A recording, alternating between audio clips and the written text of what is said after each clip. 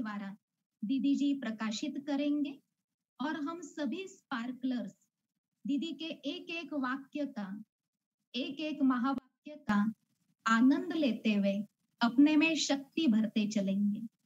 आदरणीय सुनंदा दीदी जी। शिल्पा बहन, शिल्प अर्थात कलाकृति, शिल्पा माना कलाओं को जन्म देने वाली। सबसे बड़ी कला है बुद्धि का योग, ईश्वर से लगाना। सबसे बड़ी कला है मनुष्य को देवता बनाना। सबसे बड़ी कला जीवन जीने की कला कहा जाता है। तो शुरू से लेकर के बाबा के इस ज्ञान को मैंने स्टडी के रूप में देखा, क्योंकि परमात्मा जो है उसने सत्संग निर्माण नहीं किया, उसने कोई संस्था निर्माण नहीं की, लेकिन उसने शुरू में भले ही ओम मंडली के रूप में इसको देखा जाता था, लेकिन 1937 से हमारे इस ईश्वरीय विश्वविद्यालय का नाम कितना बड़ा और कितना अर्थपूर्ण शिव बाबा ने रखा, जो कि हो सकता है उस समय की बहनों को भी जल्दी मालूम नहीं पड़ा होगा। प्रजापिता ब्रह्मा कुमारी ईश्वरीय विश्वविद्यालय। तो जैसे ही ये नाम मैंने ब्रह्मा कुमारी में आकर के पढ़ा, सुना, तो मुझे शुरू से यही लगता है परमात्मा का वर्तमान रोल एक पिता रूप में है, दूसरा परम शिक्षक के रूप में है। और मैंने मेरे भाग्यवश भगवान की बहुत पूजा की है। मैं बहुत बचपन से, क्योंकि मेरा जन्म भी ऐसे घर में हुआ है जहाँ भक्ति भाव बहुत था, माँ बाप भी बहुत भक्ति करने वाले थे और मुझे भी भक्ति में बहुत इंटरेस्ट था। इंटरेस्ट इसी कारण था कि मेरी एक इच्छा रहती थी कि मुझे स्कूल के अंदर अच्छे मार्क्स मिले, नंबर मिले और उसमें भगवान मुझे मदद करे। तो उसके कारण मैं बहुत भक्ति करती थी और भक्ति का फल मुझे ये शिव बाबा की प्राप्ति हुई। तो जब बाबा मेरे को मिले तो उसी समय थोड़ा जैसे ही मैं स्टडी करती गई तो मुझे ये ज़्यादा टच हुआ कि वर्तमान भगवान का रोल परम पिता और परम शिक्षक के रूप में ज़्यादा है। इसीलिए उसने ये बड़ा ते बड़ा विद्यालय खोला है। सभी को स्टूडेंट हम लोग बोलते हैं। हमारी हाजिरी, रोज की अटेंडेंस लगाया जाता है और हमें परमात्मा ने एक लक्ष्य दिया है। वो लक्ष्य है मनुष्य से देवता। तो मुझे ज़्यादा ये याद रहता है लक्ष्य, क्योंकि बाबा का एक महावाक्य है, लक्ष्य से ही लक्षण आते हैं। एकदम एक घंटा है मेरे पास, समझो उस घंटे के लिए भी मेरे पास लक्ष्य होना चाहिए। ये एक घंटा मैं कैसे सफल करूं, एक दिन है आज का, वो मैं कैसे सफल करूं। और फिर ये तो जीवन के लिए लक्ष्य मिला कि आपको मनुष्य से देवता बनना है।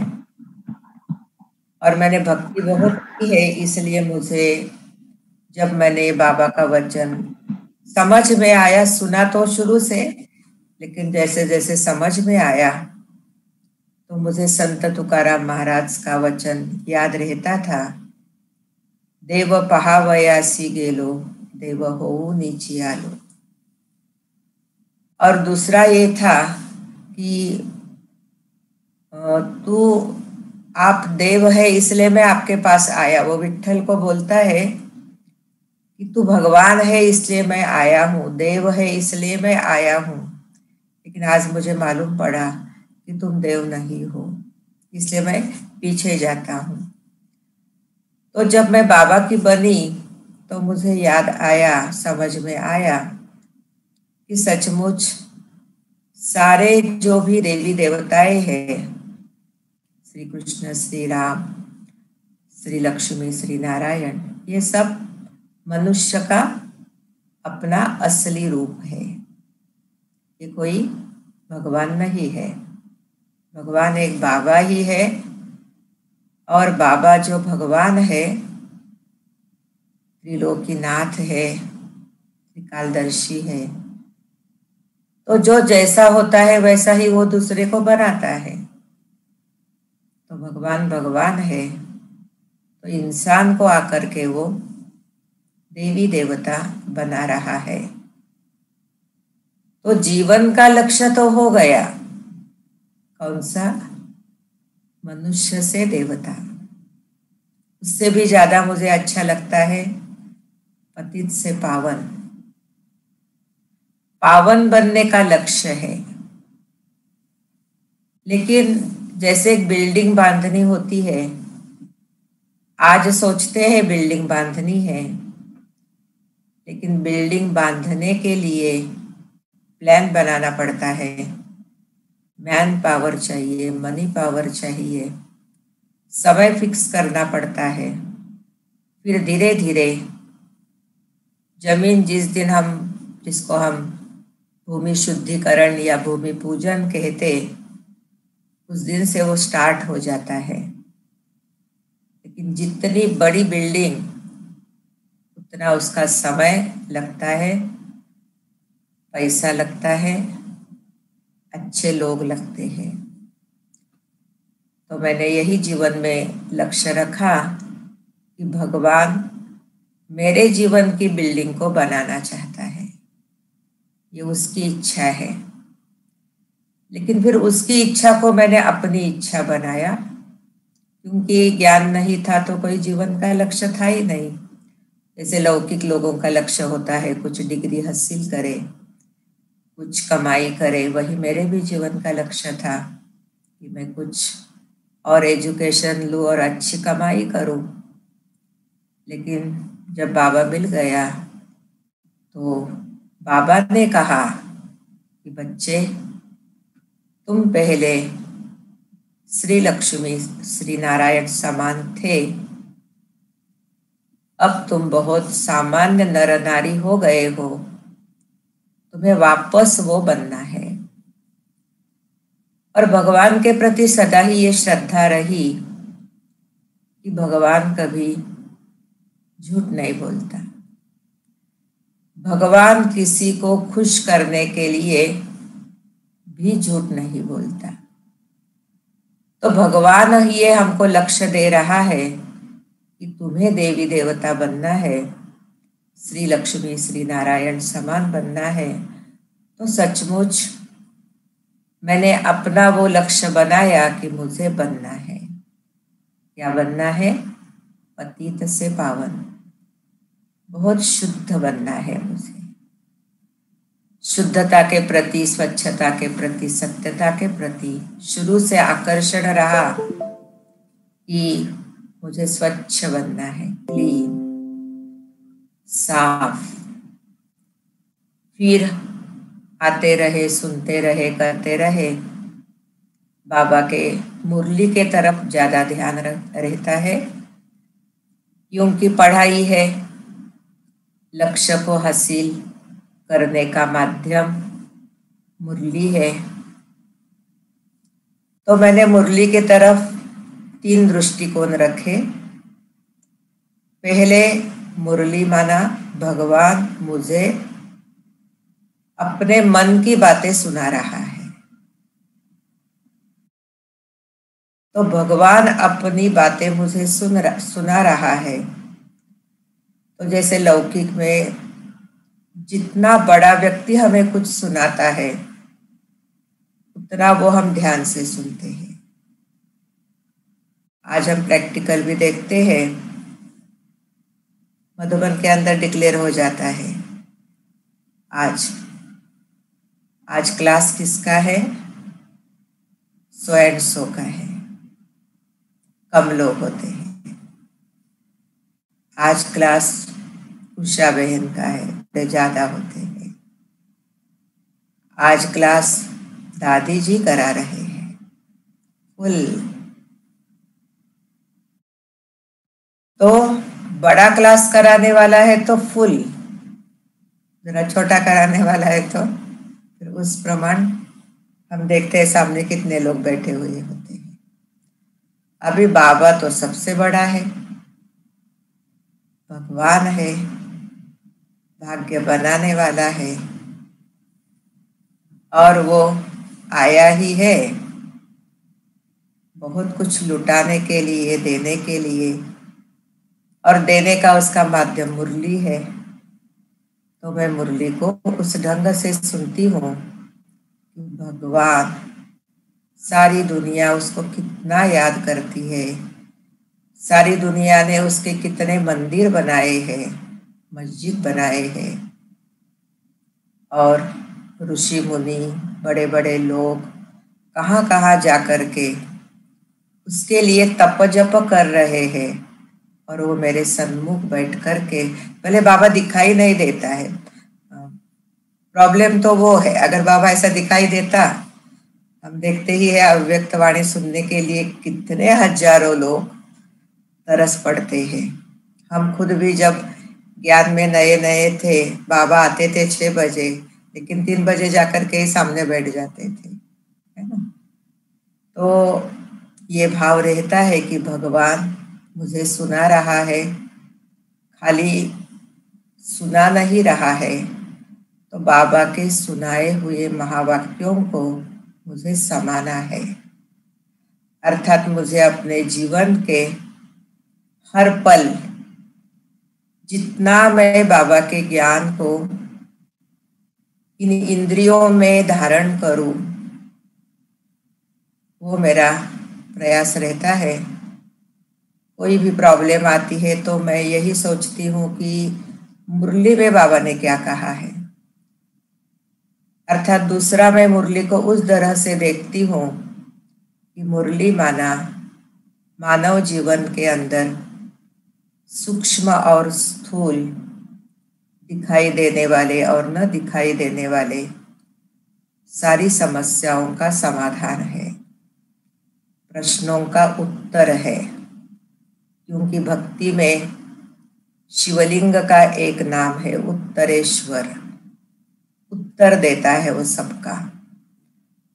तो मैं उस ढंग से बाबा के मुरली की तरफ देखती हूँ कि बाबा कौन से प्रश्नों का जवाब भी मेरे लिए भी, या भी हमारा कनेक्शन अनेक भाई बहनों से होता है, ये भी मैं भाग्य समझती हूँ कि बाबा ने अनेकों से जोड़ दिया।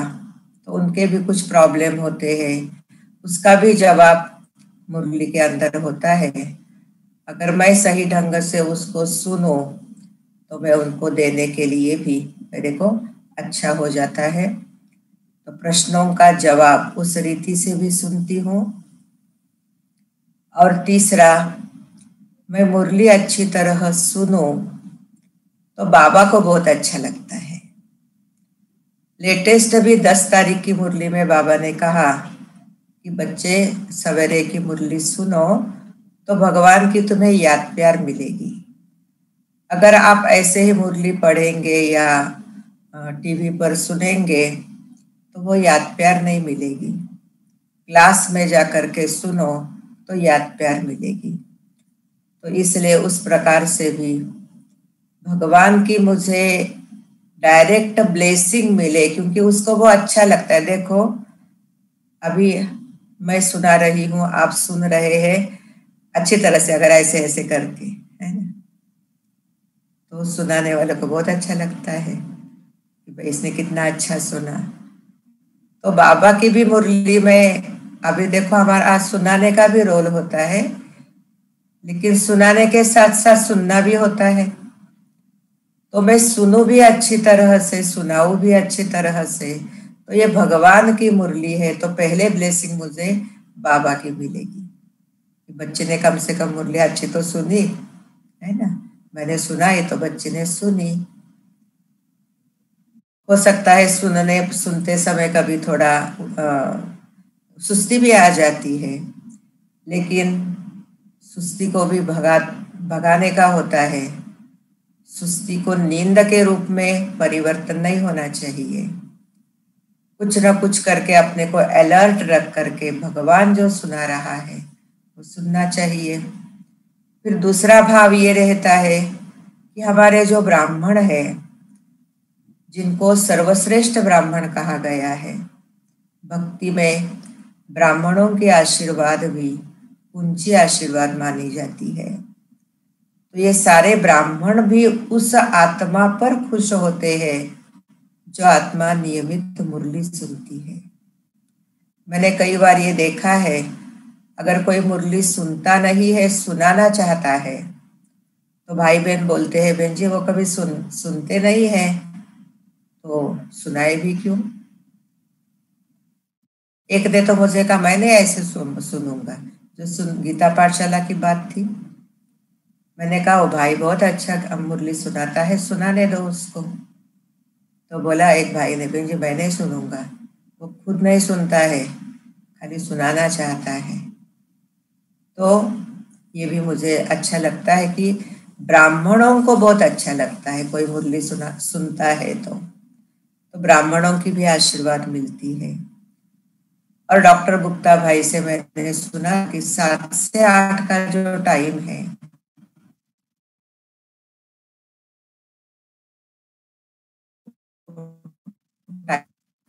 और हम उस समय भगवान के महावाक्य सुनते हैं, तो भगवान के महावाक्य माना फुल पॉजिटिविटी, तो वो हमारे अंदर चली जाती है। तो इस प्रकार बाबा को मैंने टीचर के रूप में बहुत अच्छी तरह से, तो टीचर को रिस्पेक्ट भी देना है, मुरली सुनना माना उसका रिस्पेक्ट भी अच्छा रखना है।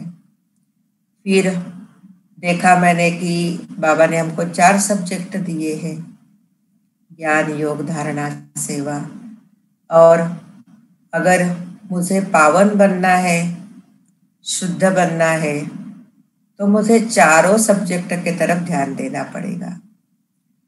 ज्ञान तो बाबा स्वयं सुना रहा है, कोई बात ही नहीं है। सेवा भी जो है वो भी बाबा करवा रहा है, तो उसमें भी मुझे कोई बहुत मेहनत नहीं करनी पड़ती है। एक तरफ बाबा करवाता है, संकल्प बाबा देता है, और उसमें सारा ब्राह्मण परिवार मदद करता है।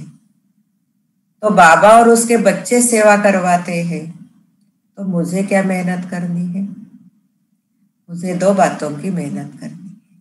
कुछ मेहनत तो करनी ही पड़ेगी, क्योंकि मेहनत का ही फल होता है और वो हमेशा मीठा होता है।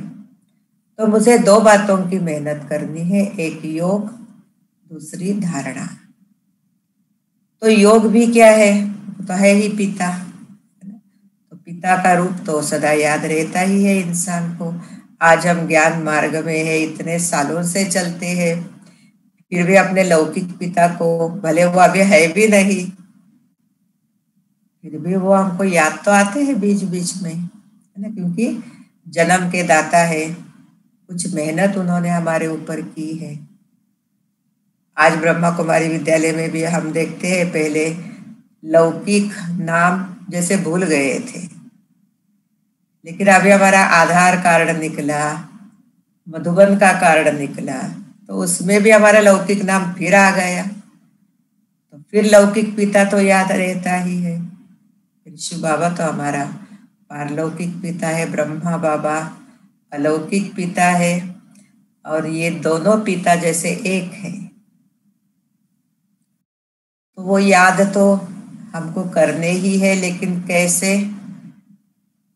बाबा फिर अनेक प्रकार, जैसे स्पार्क विंग, तो ये मेडिटेशन ही गहराई में जाकर के सिखाती है।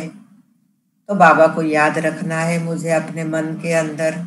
जितना मैं अधिक रखूं, भक्ति की हुई है तो मैं उस ढंग से भी याद रखती हूँ कि मन एक मंदिर है और इस मंदिर में मुझे परमात्मा याद की ज्योति सदा प्रज्वलित रखनी है।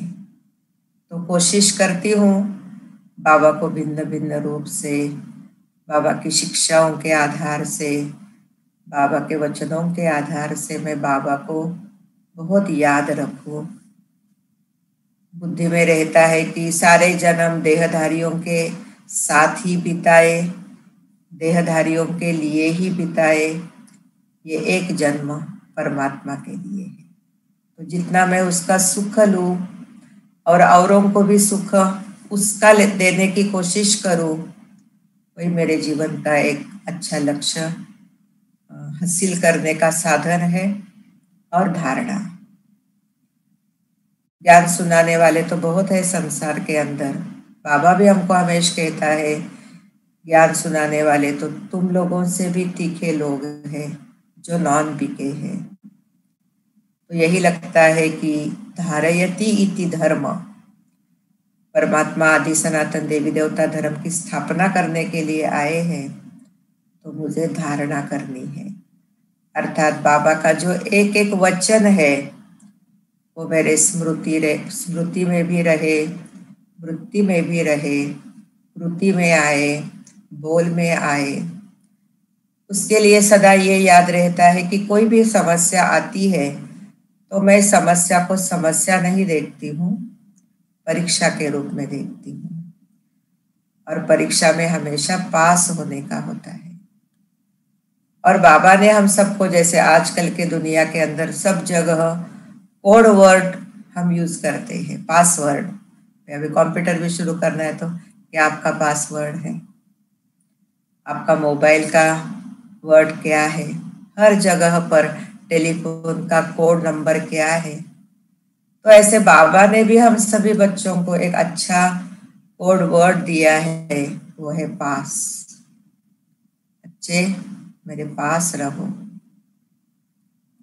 समय को अच्छा पास करो, परिस्थितियों को भी पास करो और पास रहना है, पास होना है और पास करना है। तो परीक्षा आती है तो उसे पास करना है। और हमने देखा है बाबा के महावाक्यों को परिस्थितियों के समय हम यूज करते हैं तो कितनी भी बड़ी परीक्षा हो वो सहज रीति बाबा सूली का काटा कर देता है। तो धारणा करती है बाबा का एक एक वचन धारण हो जाए मेरे से, उसके लिए ही परिस्थिति आती है। अभी जैसे मान लो, हमेशा मैं याद रखती हूँ, कोई मेरा अपमान करे तभी तो मैं उसको क्षमा करूंगी ना, तभी तो मैं उसको मान दूंगी ना। अपमान करे नहीं, सभी मुझे मान ही देते हैं तो मैं उनको नेचुरली मान दूंगी। लेकिन कोई मेरी निंदा करे फिर भी मैं उसको प्रेम करूं, तभी मैंने बाबा की क्षमा गुण को यूज किया। भूल जाओ गुण को यूज किया। बिंदी लगाओ इस महावाक्य को यूज किया। तो परिस्थितियों को परिस्थिति नहीं देखती हूँ, ये भी मैं बाबा से सीखी हुई हूँ कि परिस्थिति को परिस्थिति नहीं देखो, बात को याद नहीं रखो, बाप को याद रखो। तो परिस्थिति आई नहीं, मुझे बाबा ने कितनी सुंदर स्वस्थिति दी है कि तुम आत्मा हो, तुम्हारा धर्म शांति है और मैं तुम्हारे साथ हूँ। बच्चे तूफान को तोहफा समझो, कैसे कैसे सुंदर सुंदर महावाक्य है बाबा के। उन महावाक्यों को यूज करने का ये टाइम है, नहीं तो यूज कैसे करूंगी मैं, कब करूंगी। तो उसको यूज करती हूँ, अच्छा लगता है और ये आनंद आता है कि मैंने बाबा के महावाक्यों को यूज किया, उसका अनुभव किया। और सचमुच ईश्वर के महावाक्यों को जब हम पल पल यूज करने की कोशिश करते हैं तो ये जीवन सरल हो जाती है, सहज हो जाती है। किसी के प्रति भी मन में कोई घृणा भाव, द्वेष भाव, नफरत भाव, तेरा मेरा कुछ नहीं रहता है। ऐसे लगता है वाह मेरा बाबा, वाह मेरा भाग्य। तो धारणा और योग ये दो ही मेरी मेहनत है, बाकी तो सब बाबा ही करता है। सेवा तो वही करता है, ज्ञान भी वही देता है। मैं और योग और धारणा के लिए भी मैंने यही बुद्धि में रखा है, ज्ञान मेन सब्जेक्ट है जो भगवान दे रहा है, उसी ज्ञान को मैं याद रखती हूँ, वही योग है। उसी ज्ञान को मैं प्रैक्टिकल जीवन में उतारती हूँ तो धारणा है, और वही ज्ञान औरों को सुनाना, अपने जीवन से अनुभव कराना, यही सेवा है। तो इस प्रकार बाबा ही सब कुछ करा रहा है। और बाबा ने खुद ही कहा है कि बच्चे तुम क्यों मेहनत करते हो, तुम क्यों चिंता करते हो, मैं बैठा हुआ हूँ, मैं तुम्हारे साथ हूँ। तुम सिर्फ, अभी तो मुझे बाबा का एक वचन बड़ा ही सुंदर लगा। बाबा ने कहा कि मैं मदद का सागर हूँ, तुम केवल हिम्मत रखो। हिम्मत का एक संकल्प तुम्हारा और मैं मदद भरपूर करता हूँ। तो इस प्रकार बाबा ही सब कुछ करा रहा है। और जैसे बाबा के गोदी में हम पल भी रहे हैं और चल भी रहे हैं, और बाबा के वचनों को साकार करना ही मेरे जीवन की हॉबी है। बहुत ही सुंदर मार्गदर्शन दीदी। आपने अपने जीवन के प्रैक्टिकल पुरुषार्थ की धारणाओं से हमें बहुत क्लियर मार्ग दिखा दिया कि बिजी लाइफ होते हुए भी हम इतना पुरुषार्थ करके बाबा का दिल जीत सकते हैं, और सारे ब्राह्मण परिवार के लिए हम एक बहुत अच्छा इंस्ट्रूमेंट बन सकते हैं।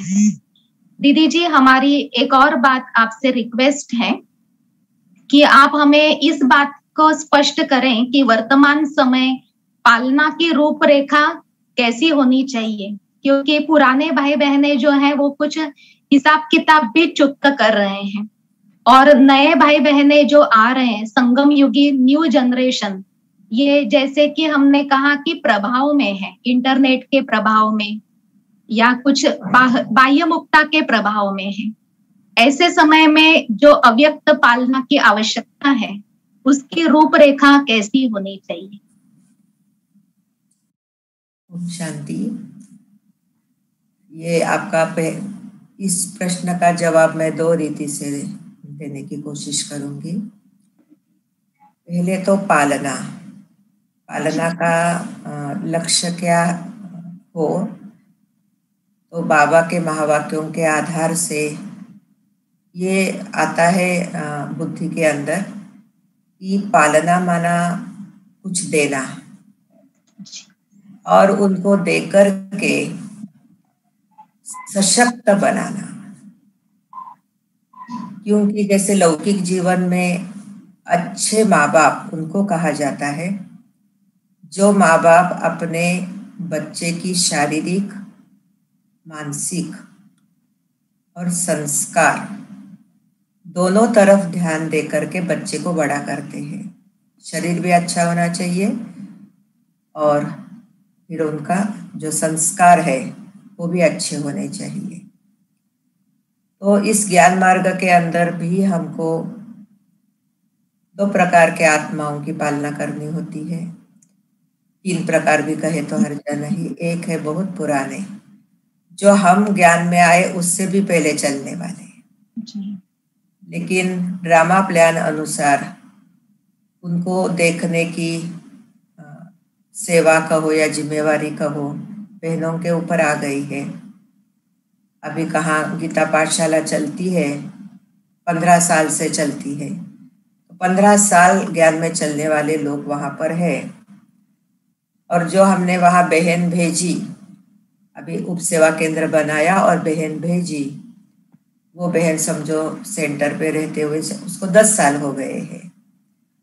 तो बहन छोटी है और वो बड़े हैं, और फिर वो बहन जाने के बाद भी फिर कुछ नए नए लोग आते हैं, कोर्स करते हैं, तो समझो वो उसके द्वारा पालना के लिए निमित्त होते हैं। तो ये बुद्धि में आता है कि 3 गुण पालना में बहुत मदद करते हैं। एक, हमारे मन के अंदर सबके प्रति बड़ा प्यार होना चाहिए, क्योंकि कुछ हमारे ज्ञान मार्ग में हमारे लिए नाना और दादा, दादा दादी, नाना नानी के मुआफिक होते हैं। कुछ हमारे लिए माँ बाप के रूप में होते हैं, कुछ हमारे लिए भाई बहन के समान होते हैं, और कुछ हमारे लिए बहुत छोटे होते हैं, ना, ज्ञान के हिसाब से, आयु के भी हिसाब से और ज्ञान के भी हिसाब से। आयु के हिसाब से भी कई हमारे लिए नाना नानी के मुआफिक होते हैं, कोई माँ बाप के मुआफिक होते हैं, कोई भाई बहन के मुआफिक होते हैं, कोई छोटे होते हैं। और इसी प्रकार आयु से बड़े और कोई ज्ञान से बड़े होते हैं, हमारे पहले आए हुए होते हैं, कोई हमारे बाद में आए हुए होते हैं, और कुछ हमारे साथी होते हैं समान, जैसे साथ में ही हमने अपना जो ये है ट्रेनिंग वो किया हुआ होता है। तो 2 प्रकार के भाई बहन हमारे सामने होते हैं, लेकिन सबके लिए पहली बात हमारे मन के अंदर बड़ा प्यार होना चाहिए, ईश्वरीय प्यार, शुद्ध प्यार, कि यही भाई बहन है जिनके साथ मैंने अनेक जन्म में अनेकानेक प्रकार के जो रिलेशन है उन रिलेशन के साथ व्यवहार किया हुआ है, और फिर ये बाबा के बच्चे हैं, भगवान के बच्चे हैं। ये मेरी दृष्टि सबके प्रति बहुत होनी चाहिए। अगर मुझे कोई राजा मुझे कहे कि ये मेरा बच्चा है, आपको 1 मास के लिए मैं आपके पास रख करके जाता हूँ, तो मैं कितना ध्यान दूंगी उनके तरफ, उनके राजा का बच्चा।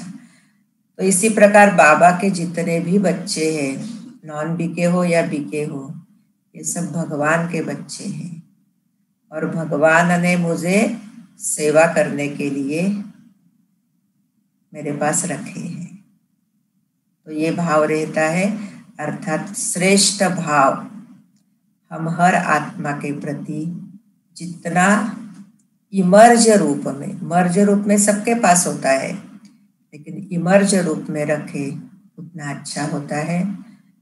फिर दूसरी बात है कि सम्मान, हर इंसान चाहे छोटा बड़ा, गरीब श्रीमंत, किसी भी प्रकार का हो, उसकी जो ताकत बढ़ती है वो उसको मान देने से। तो कोशिश ये रहती है कि किसी का भी मेरे द्वारा कोई अपमान न हो, किसी को भी कभी ये फीलिंग न आए कि मैंने उनका अपमान किया, या कभी जाने अनजाने हो भी जाता है, तो मैं कोशिश करती हूँ कि उनके साथ बात करें, उनको थोड़ा क्लियर करे कि मेरा भाव क्या था, मेरा इस प्रकार भाव नहीं था। तो सम्मान, स्नेह, और तीसरा है समय पर उस आत्मा को जो सहयोग चाहिए। किसी को स्थूल सहयोग लगता है, टोली खिलाए, आया है तो समय पर नाश्ता खिलाए, या किसी को लगता है कि कुछ और छोटी मोटी उसको चीज की जरूरत होती है। और दूसरा सहयोग मानसिक सहयोग, कि सबके प्रति ये जो मनसा सेवा है वो हम हर रोज मोस्टली ऐसे टप्पे से करते हैं। जैसे शाम को 1 घंटा आधा घंटा होता है, तो पहले मैं समझो इस स्थान पर, अभी मैं जगदम्बा में हूँ, तो शाम के समय बाबा से जब बुद्धि कनेक्ट हो जाती है, तो पहले मैं ये मनसा सेवा करती हूँ कि ये जगदम्बा में शांति और शक्ति की किरणें जो है वो बहुत फैल रही है मेरे द्वारा। फिर धीरे धीरे वो पूना में जा रही है, पूरे पूना शहर में, धीरे धीरे महाराष्ट्र में जा रही है, फिर धीरे धीरे भारत में जा रही है, और फिर विश्व में जा रही है। तो जिस स्थान पर हम रहते हैं उस स्थान की हमें मनसा सेवा भी जरूर करनी है। और फिर स्थूल सहयोग जितना जिस प्रकार से जरूरत होती है उस प्रकार। फिर जो भी हमारे पुराने हैं, शुरू से हमारे साथ सेवा करते हुए आए हैं, तो आज भी हम उनको हर समय कोई भी प्रोग्राम हो उनको हम सामने बुलाएंगे, दीप प्रज्वलन कराएंगे, उनको हम भूलते नहीं है, क्योंकि हम समझते हैं कि ये यहाँ के स्थान के आधार है। एक्चुअली इन्होंने उस समय सेवा की है, इसलिए अभी ये गाड़ी आगे बढ़ गई है। अभी आयु के हिसाब से कहो, शरीर के हिसाब से कहो, वो हो सकता है इतना तन मन धन नहीं लगा सकते हैं, लेकिन इन्होंने बहुत एक साल लगाया, एक समय पर लगाया हुआ है, और आज भी बाबा के पक्के बच्चे बन करके ये चल रहे हैं। तो पुरानों को क्या चाहिए? स्नेह, सम्मान, है ना, दो ही बातें।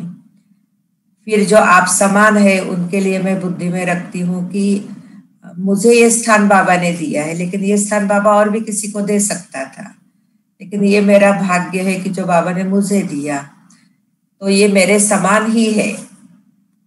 तो कोई भी सेवा होंगी तो हम उनसे राय लेंगे, उनको कहेंगे भाई आप राय दो, फिर भट्टी हो, सेवा हो, कुछ भी हो, पुरानों की भी राय लेते हैं, समान वालों की भी लेते हैं। और जो छोटे हैं उनके लिए हम बुद्धि में रखते हैं कि हमारे आगे जो परीक्षाएं आई या हमको जो कुछ सहन करना पड़ा, कुछ समाना पड़ा, ये इनको न हो। ये तो क्योंकि मैं तो नई नई बहनों के प्रति या भाई बहनों के प्रति, कुमारों के प्रति ये भाव बुद्धि में रखती हूँ कि हम लोग आए, समर्पित हुए। हमारे घर में 5 मेंबर थे, माँ बाप को 5 बच्चे थे, उसमें से एक बच्ची इधर आ गई, कोई बात नहीं है। उसके पहले जाओ तो वो 8-8 9-9 भाई बहन है आपस में, उसमें से 1-2 इधर आ गए हैं। लेकिन अभी की जो पीढ़ी है वो घर में एक ही कन्या है उनको, और ऐसी एक कन्या उन्होंने बाबा के लिए समर्पित की है। या उनको एक ही बच्ची है और एक ही बच्चा है, दोनों बाबा के बच्चे बने हैं, तो बहुत वैल्यूएबल है वो लोग। और बाहर तो कितना सारा आकर्षित करने वाला संसार है, उसको छोड़ करके ये लोग आए हैं। तो सच्चे त्यागी तो ये है। हम लोगों के समय तो इतना कोई फैशन थी भी नहीं और इतना कुछ बाहर का शौक भी नहीं था, लेकिन इनके हिसाब से दुनिया तो माया के स्वर्ग में है, और उस स्वर्ग को छोड़ करके ये बाबा के बने हैं, ये इनकी कमाल है। तो उनको भी क्या है, जितना आप प्यार करो, चांस दो। हर एक को ये लगता है ना कि मेरे अंदर जो कलाएं हैं या मेरे अंदर जो विशेषता है वो भगवान के कार्य में लगे। तो हम कभी कभी सोचते हैं हमने तो बहुत प्रकार की सेवाएं, बाबा ने हमको बहुत चांस दिए हैं, हमने तो अपने समय पर किया है सब कुछ, अभी भले ये चांस लेवे, आगे बढ़े। हम तो भगवान के पक्के बच्चे हैं, है ना, हम तो उसको छोड़ करके कहाँ जाने वाले नहीं है।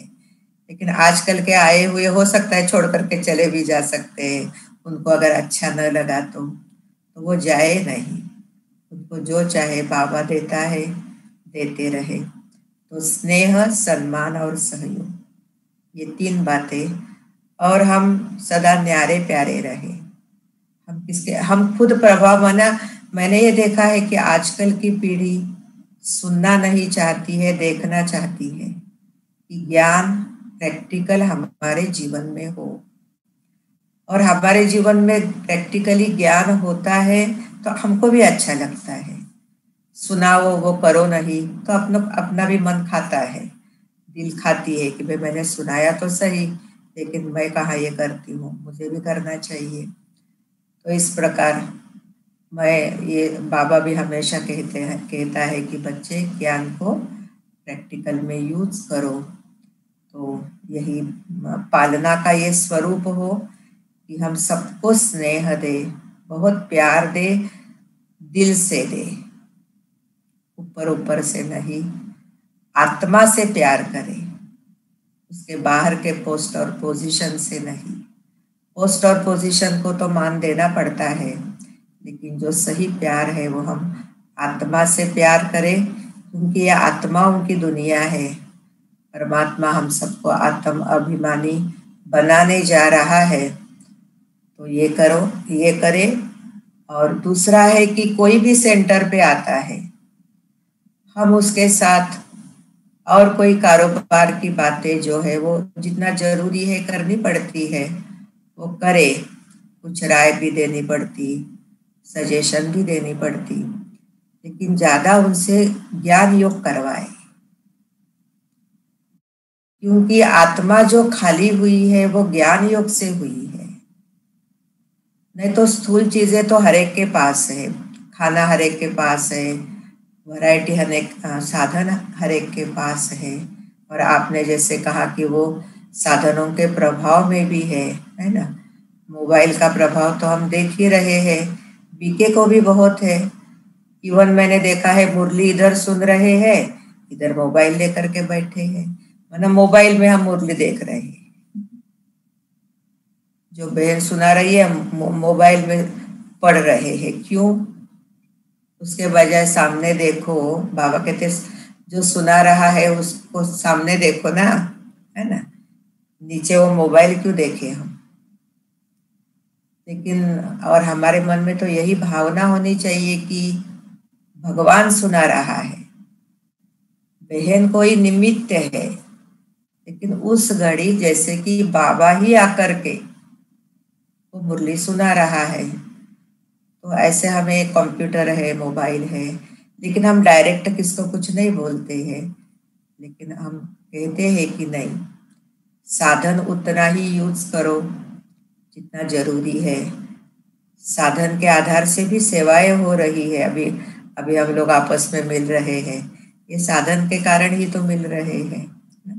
तो सेवाओं में भले यूज करो, लेकिन सारा टाइम पढ़ते ही रहो, सुनते ही रहो नहीं। मुझे हमेशा लगता है 1 घंटा 2 घंटा पढ़ो, सुनो, बाकी आप 6-7 घंटा तो आराम में चला जाता है। कम से कम 4-5 घंटा तो मनन करें हम, सुने हुए को मन में लाए, वही मनमना भव है ना। तो हम सुनने के बाद उसको मन में लाए, फिर जीवन में कैसे लाना है मुझे, कहाँ तक लाती हूँ, चेकिंग करना। बाबा जैसे कहते चेक कर बनो, मेकर बनो। तो फिर चेंज करना। तो मैं कभी मैंने अपने लिए भी बुद्धि में रखा है, और सबको भी मैं कहती हूँ, आजकल सीसी कैमरे का जमाना है ना। तो हम भी सीसी कैमरा सदा लगा के रखें, चेक करें और चेंज करें। चेक करें पहले ना। अभी मैं बोल रही हूँ तो भी मेरा चेकिंग होना चाहिए कि जो मुख से निकल रहा है ठीक निकल रहा है क्या, मेरी भावना ठीक है क्या, मुझे कहाँ अहम तो नहीं आ रहा है, मुझे कहाँ और कोई निगेटिव भावना तो नहीं आ रही है ना। इतना सूक्ष्मता में जाकर के हम चेक करें और चेंज करें। तो पालना का स्वरूप क्या होना चाहिए? मैं स्थूल और सूक्ष्म उसके आने वाले भाई बहनों के साथ ऐसा व्यवहार करूं, उनको ऐसी ज्ञान योग की, अनुभव की, दादियों की बातें सुनाऊं जो उनकी उन्नति हो, प्रगति हो, उनमें दिव्य गुणों का विकास हो, उनकी पॉजिटिविटी बढ़ती जाए, वो बाबा के ज़्यादा क्लोज आए, वो बाबा से बहुत कुछ प्राप्ति करे, इस यज्ञ के भी क्लोज आए, उनका तन मन धन सफल हो और उनका जीवन उन्हें लगे मैं बाबा का बना, सचमुच मेरे जैसा कोई भाग्यवान। तो उनकी सशक्ति, उनकी पावनता बढ़नी चाहिए, उनकी निगेटिविटी खलास होनी चाहिए, विकार भी निकल जाने चाहिए। तो पालना माना आत्माएं पावन बनती जाए, यज्ञ के क्लोज आती जाए और उनका जीवन बाबा के महावाक्यों से सजता जाए। जी, थैंक यू दीदी। और एक प्रश्न, 10 मिनट हमारे पास है दीदी। आपने हमारा एक सब टॉपिक है संबंधों में मधुरता, इसको भी बहुत अच्छी तरह कवर कर लिया दीदी, कि कैसे हमारा समान साथियों से और छोटों से बड़ों से व्यवहार होना चाहिए। और बहुत छोटे छोटे टिप्स देते हुए आपने इस बात को क्लियर किया कि मनसा सेवा करने के साथ साथ उनके साथ हमारा व्यवहार जो है बहुत शुभ भावना वाला होना चाहिए, क्योंकि हमारी भावनाएं उनको टच हो रही हैं। तो दीदी जी, आपके पास इतनी अनुभवों की डेप्थ है, इसलिए हम एक और गाइडेंस चाहेंगे कि हमारे मीटिंग का इस बार विषय ही है रिटर्न जर्नी, और हमारा वर्तमान पल बने यादगार कल, इस टॉपिक के अंदर भी छोटा एक टॉपिक लिया गया है जिसको वर्ष भर हमें कार्य करना है, अब घर जाना है। तो दीदी जी, वर्तमान समय अनुसार जैसे एडवांस पार्टी वाले भी शीघ्र अति शीघ्र अभी समय की संपन्नता की तैयारी कर रहे हैं, तो हमारे लिए बाप दादा की क्या आशाएं हैं? आप अपने मन में जो इशारे हैं बाबा से टचिंग लिए हुए, कृपया हमारे साथ शेयर करें। शांति। ऐसे बाबा बहुत दिनों से कहता है अचानक और एवर रेडी, तो हमने उसके दो अर्थ निकाले। एक एवर रेडी माना सदा तैयार, तो दो प्रकार से तैयारी हमारी होनी चाहिए। एक तो हमें सतयुग में जा करके, हमेश बाबा कहते तुमको क्या बनना है, और मुझे ये एक आनंद रहता है कि किसी भी जन्म में हम अगला जन्म कहाँ लेंगे ये सोच नहीं सकते हैं, या हमको कुछ मालूम भी नहीं था। लेकिन संगम युग पर शिव बाबा ने ये क्लियर किया है अगला जन्म आपका कहाँ होगा। ये तो फाइनल है कि हमारा अगला जन्म सतयुग में ही होगा, ये तो फाइनल है। लेकिन ये भी हमको परमात्मा ने एक खुली छुट्टी दी है कि आप अगला जन्म कहाँ लेना चाहते हो। क्या पैलेस में लेना चाहते हो, महलों के अंदर लेना चाहते हो, या रॉयल फैमिली में लेना चाहते हो, साहूकार के पास लेना चाहते हो, राजा के पास जन्म लेना चाहते हो, या दास दासी बनना चाहते हो, या प्रजा बनना चाहते हो। सारा क्लियर किया है कि तुम कहाँ भी जन्म लो, यहाँ ऐसा कर्म करो, वहां वो जन्म लो। बहुत सुंदर मुझे बाबा की ये बातें अच्छी लगती है। जैसे जैसे संस्कार वैसे आपका संसार। आप राजा के संस्कार धारण करो, राजा बनोगे। आप प्रजा के संस्कार धारण करो, प्रजा बनोगे। आप दास दासी के संस्कार धारण करो तो दास दासी बनोगे। रॉयल के संस्कार धारण करो तो रॉयल फैमिली में जाओगे। सारा बाबा ने जैसे कि हमारे ऊपर छोड़ दिया कि तुम्हारे ऊपर है सारा, और तुम जो बनना चाहती हो उसमें मेरी तुम्हें पूरी मदद है। तुम राजा बनना चाहती हो, हिम्मत रखो, मैं मदद करूंगा। तुम रॉयल फैमिली में आना चाहती हो, उसमें मैं मदद करूंगा। बाकी प्रजा और दास दासी का कोई पुरुषार्थ है नहीं, वो तो ऐसे ही बनती जाएगी। कभी कभी बाबा क्या बोलता है, एक दिन भी कोई बाबा कहता है या प्रदर्शनी में ज्ञान सुनता है, बच्चे वो भी सतयुग में आ जाएगा। तो कितना सहज हो गया। तो बाबा हमेशा क्या कहता है, मेहनत है पूंज पर पानी। और आपने सदा देखा होगा एक ऑफिस में भी कोई व्यक्ति पहले जो ज्वाइंट होता है तो वो एक लो पद पर ही होता है, फिर वो परीक्षाएं देता है, आगे आगे आगे आगे टॉप लेवल का पोस्ट प्राप्त करता है। और आजकल कई लोग पढ़ाई के आधार से टॉप लेवल का पोस्ट पहले ही प्राप्त करते, वो आए तभी कलेक्टर हो गए हैं। और कोई है जो पहले अलग अलग पोस्ट प्ले करके फिर लास्ट कलेक्टर बन गए हैं। तो दोनों भी है चांस।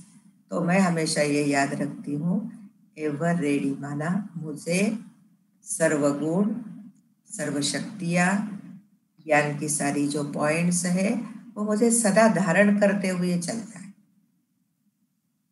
उसमें मुझे कम नहीं पड़ना है। फिर अचानक, अचानक माना क्या? शरीर छोड़ना अचानक, वो तो है ही। समझो अचानक किसी का शरीर एक्सीडेंट के अंदर छूट जाता या और किसी भी कारण से छूट जाता, तो शरीर छोड़ना तो जिसका जिस समय पार्ट होगा, टाइम आएगा, उस समय वो शरीर छोड़ ही देगा आत्मा ना। तो शरीर छोड़ना नहीं, अचानक हम देख रहे हैं अनेक परिस्थितियां आ रही है। जैसे कोरोना आया, अचानक आया। 22 मार्च तक किसके बुद्धि में नहीं है कि आगे हमें 6-7 मास घरों में बैठना पड़ेगा, चाहे ज्ञान बीके हो नॉन बीके हो, इसके बुद्धि में नहीं, स्वप्न में भी नहीं। लेकिन अचानक आया सबके आगे, और हम भाई बहनों ने, ब्रह्मा कुमार कुमारियों ने उस अचानक का लाभ कितना सुंदर लिया। घर बैठे सभी ने अच्छी तपस्या की, जिनको सेवा के चांसेस मिले ऐसे ऑनलाइन उन्होंने सेवाएं की। लेकिन भाई बहनों ने बहुत चांस अच्छे लिए, घर बैठ करके इतने क्लासेस सुने, ज्ञान सुना, योग किया, कमेंट्री सुने। और जब भी मैं उस समय किसको फोन करती थी, कहते बहुत अच्छा बहन जी, हमारी स्थिति बहुत अच्छी है, बहुत अच्छी है। कभी सुनने को नहीं मिला, उनको सुन रहे हैं अभी। रोज सेंटर में जाके मुरली सुनते थे, अभी कभी आशा दीदी को सुनते हैं, कभी मधुबन को सुनते हैं। तो बाबा ने सब इंटरनेट जोड़ दिया, एक व्यक्ति का कनेक्शन सारे विश्व से जोड़ दिया, है ना। वो अचानक हुआ। तो ऐसे कई परिस्थितियां, बीमारी कहो, किसी का मैंने देखा है अच्छे बैठे हैं, हाँ, और कोई चर्चा हो रही है, चर्चा होते होते किसी को एक कोई बात ऐसी बैड फीलिंग आ जाती है, और वो इतना जोर से अपना अंदर का संस्कार जैसे बाहर निकालता है। तब अभी बाकी सबको क्या करना पड़ेगा? अपने सात्विक संस्कार में ही रहना पड़ेगा, तभी उसका तामसिक संस्कार जो बाहर आया है वो फिर शांत हो जाएगा। उस समय हमको फिर उसके साथ लड़ाई झगड़ा, तेरा मेरा तू मैं करके नहीं चलेगा। अचानक आई हुई परिस्थिति में आपको शांत ही रहना पड़ेगा। तो अचानक कोई भी परिस्थितियां आती है जो हमने कभी सोची हुई नहीं होती है, संकल्प में भी नहीं होती है। वो परिस्थिति भले आए, लेकिन मैं एवर रेडी हूँ। मुझे याद है मेरे साथ बाबा है, कोई भी परिस्थिति हो, बाबा मुझे उस परिस्थिति में सूली से काटा कर देगा। ये सदा मेरा विश्वास, निश्चय कि बाबा अभी भी बाबा ने लास्ट संदेश में भी यही कहा कि तुम लोगों की ही विजय है और मैं तुम्हारे साथ सदा हूँ। कभी ये मन में शंका नहीं लाना कि बाबा मेरे साथ है या नहीं। तो मैं हमेशा एवर रेडी का अर्थ ये लेती हूँ कि मुझे सदा अच्छी बातों से तैयार रहना है, मुझे अंदर कोई खराबी नहीं रखनी है। भले परिस्थिति, व्यक्ति अलग अलग ढंग के मिलेंगे मुझे मेरे कर्मों के अनुसार। ये मैंने बहुत बाबा का महावाक्य इधर छपा करके रखा है कि तुम्हारे लिए जो भी परिस्थिति आती है उसका कारण तुम ही हो।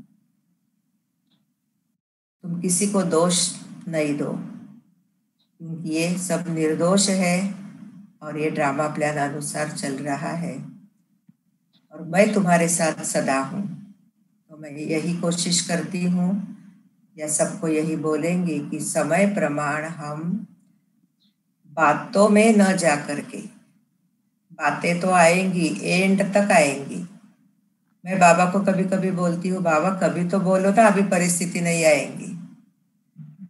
लेकिन बाबा परिस्थिति नहीं आएगी कभी नहीं बोलता है, कहते ले एंड तक आएंगी, लास्ट तक आएंगी बच्चे, क्योंकि ये संसार है, लहरें उत्पन्न होती रहेंगी।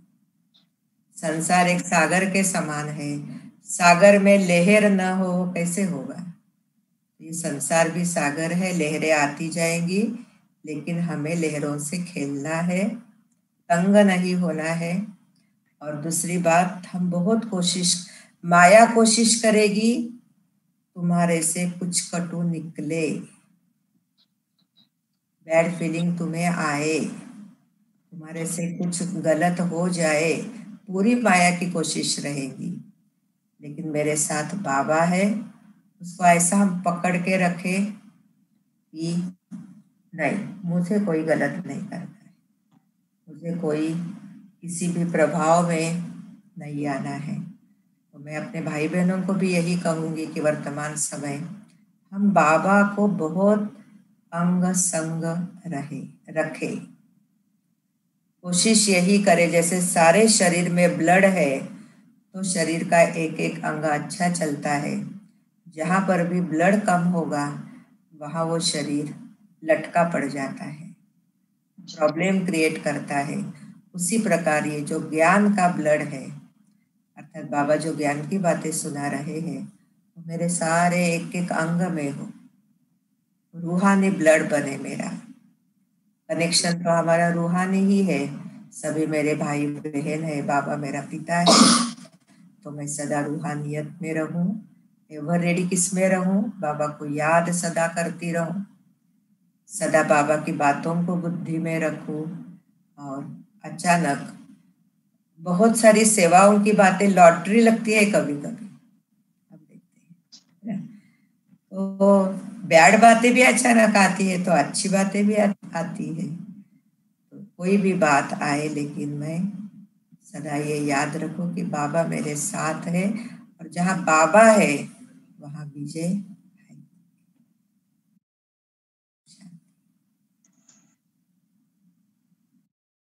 थैंक यू दीदी, आपने इतनी व्यस्तता होते हुए भी इतना समय हमारे स्पार्क विंग के लिए निकाला है, और 1000 से ज्यादा स्पार्कलर्स आपके इस क्लास के द्वारा बहुत बहुत लाभ लेंगे दीदी जी, क्योंकि जितनी बड़ी जिम्मेवारी उतनी ज्यादा व्यस्तता। लेकिन हमने सुना, आपसे देखा कि इतना आत्मविश्वास क्यों है, क्योंकि इतनी ज्ञान की और पुरुषार्थ की दीदी जी, आपके पुरुषार्थ में इतनी डेप्थ है, उसके कारण सुनते सुनते भी हमें बहुत बहुत बल मिला। आपको बहुत बहुत आभार। हमारे सारे पॉइंट्स जो है आवश्यक आपने कवर किए, और आपने इतना समय दिया, इसलिए सभी स्पार्कलर्स की ओर से आपका बहुत बहुत धन्यवाद। ओम शांति। मैं भी आपके बाबा के पहले थैंक्स अदा करती हूँ जो उसने गोल्डन चांस दिया। फिर मैं हमारी जो स्पार्क विंग की प्रमुख, हमारी अति मीठी स्नेही, सबका बहुत रिस्पेक्ट रखने वाली आदरणीय अंबिका दीदी जी, उनका भी बहुत थैंक्स। नेशनल आपके मधुबन के कोऑर्डिनेटर आदरणीय श्रीकांत भाई है, छोटे लेकिन बहुत बड़ा काम करते हैं, तो श्रीकांत भाई का भी बहुत थैंक्स।